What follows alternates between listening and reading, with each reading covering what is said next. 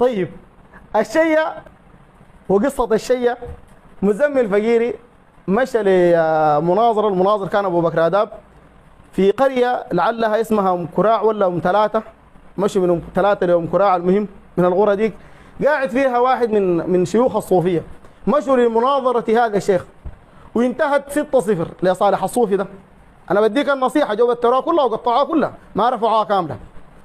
ثم حكموا على هذا الصوفي بأنه طاغوت، قالوا ده طاغوت البطانة.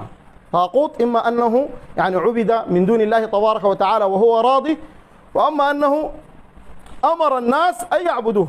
في النهاية قالوا ده طاغوت وسموه طاغوت البطانة، ورفعوا العنوان بتاع حلقتهم كسر طاغوت البطانة. طيب بعد ما نظرت طاغوت البطانة ده الحصل شنو؟ واعتقدت إنه طاغوت تب، الحصل شنو؟ الحصل إنه قال لهم يا أخي